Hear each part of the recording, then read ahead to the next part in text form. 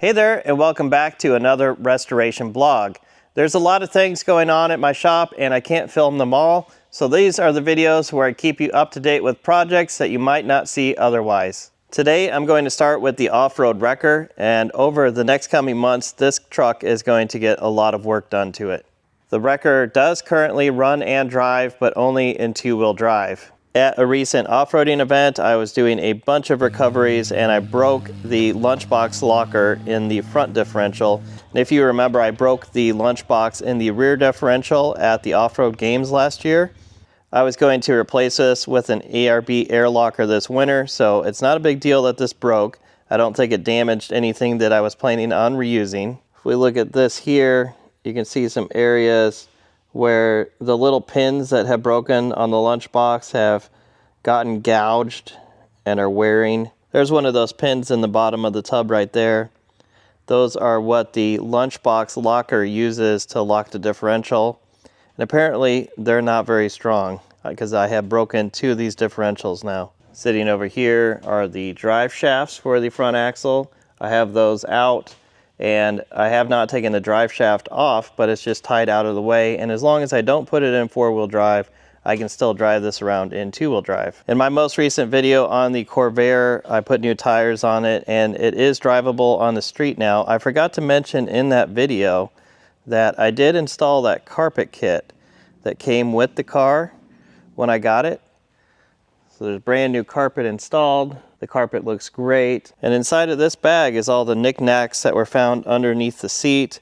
There was a toy cap gun, various candies and snacks that are so old I have never seen them before. And I have been driving the Corvair around just a little bit, and in fact it went to its first car show last night, and here are a couple pictures from that. This was a night meet.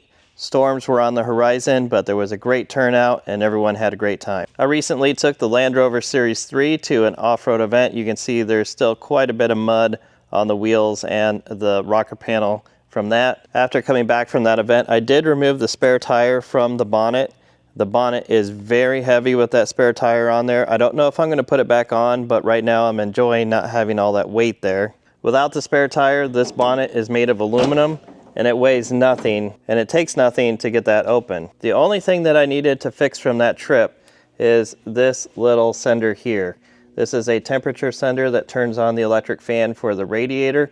That sender had gone bad and it had shorted out, which meant my radiator fan was running all the time. It was a pretty warm day and I am glad that the fan was working all the time rather than none of the time. But I did put a new sender in since last weekend. So as far as I know, the old series is ready for another adventure. I've put a lot of miles on the Rally Datsun in the last month. And if I'm going to be driving this car on the street that much, I do need to get the turn signals to work. I've taken a look at it twice and I have not gotten them to work. If you were to look at the full wire diagram for one of these cars, it is a huge mess. But luckily, inside the workshop manuals, they have broken down wire diagrams such as these. This one is for the turn signal lamp system, and this one is for the hazard warning system. And these two systems work in conjunction with themselves because the turn signal wiring does go through the hazard light switch. My particular car is a 77, at least that's what it's registered as. But because of the confusion about how American cars are registered and titled, where American cars are sometimes not referred to by the year that they were actually built in. For example, the year right now is 2025, and yet there are 2026 model year cars out right now. My particular car was built in 11 of 1976, and it is titled as a 1977. But looking at the hazard switch wiring in my car, it did not seem to match this book. So I did order the workshop manual for the 1976, which has a different wire diagram for the hazard switch. So having the correct workshop manual now, I'm sure I can get the turn signals to work. And it would not surprise me if I either need to take the hazard switch apart and clean it up or get a new one. And that now brings me to my Defender 90 that I bought at auction on Bring a Trailer and has never run correctly. This vehicle is an import from Germany and does run the 300 TDI diesel engine. This vehicle has not been making the power that it should, and I installed a boost gauge to confirm that it is not building any boost.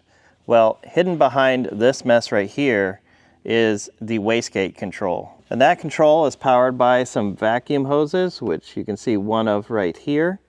All of that is hidden behind here where you can't see it. The other day I was just poking around here. I reached behind the turbo because I wanted to try to move that wastegate lever to see if it was frozen up, and I found out that it was not even connected to the valve in the exhaust at all.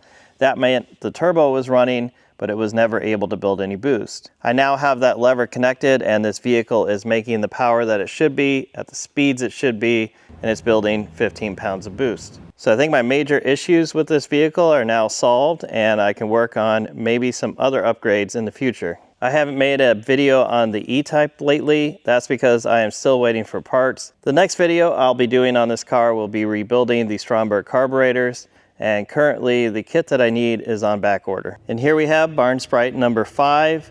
If you remember, this was shown at the Austin Healey Conclave. The parts for making a convertible top for this car are finally here, and there are some problems with the rebuilt gearbox in this car. So sitting here I have a Ford 5-speed transmission and the correct adapter bell housing to fit it to the Sprite. This other box contains all the bits and bobs that you would need to finish the conversion. It will take a different clutch. There's some brackets here to hold the transmission in, and somewhere in here there's going to be a new drive shaft as well. So barn Sprite number 5 will be getting a 5-speed transmission. It already was upgraded with a 1275 engine, so this is going to be a rocket ship that can be driven anywhere. The Sunbeam Tiger is a right-hand drive Tiger, and that causes quite a bit of issues in trying to restore it. Not only are right-hand drive specific parts hard to come by, but a lot of aftermarket pieces are not checked that they would fit into a right-hand drive car. This Tiger has now been fitted with an aftermarket aluminum radiator because the original one was destroyed when this car was wrecked. On a right-hand drive Tiger, they have this water pipe, and this is only for right-hand drive Tigers. This allows the lower radiator hose to clear the steering shaft, but because of the aftermarket radiator, this one is not going to work. So this one is just made of some rec tube and then some steel pipes welded together to get this shape, and this is going to allow the hose to be a lot closer to the fender of the car and gain the room that it needs to work with the aftermarket radiator. So if we look at the side profiles here, you can see this large gap right here. That is the problem with putting the aftermarket radiator into a right-hand drive Tiger, and this new pipe is going to make it much easier to work with the new radiator. And here's the progress on the 1967 Chevrolet pickup truck. The engine is sitting in, the transmission is also in there. This is a 2-wheel drive, so there's no transfer case. The box on this truck is completely brand new. And if you wanted to build a brand new box for your truck, you're going to need 6 pieces, which is the floor, both of the sides, that front panel is separate, and then the wheel wells is a separate piece. The original box for this truck was way too rusty to reuse, and the tailgate was also too smashed. So there is a brand new tailgate that will be going on as well. And over here is the Triumph GT6. A lot of the small things have been taken care of, and all these little patches that were riveted on have now been pulled off. The brand new battery tray has been welded in. One interesting fact about the early GT6s, the windshield is removable, and this windshield frame is basically the same as what a Triumph TR6 uses. You can take a Triumph TR6 frame and stick it into one of these cars, but the bracketry and mounting for the top are slightly different, so you'll have to move those from your original windshield frame to the TR6 frame to make it work. The 63 Corvette is pretty much done.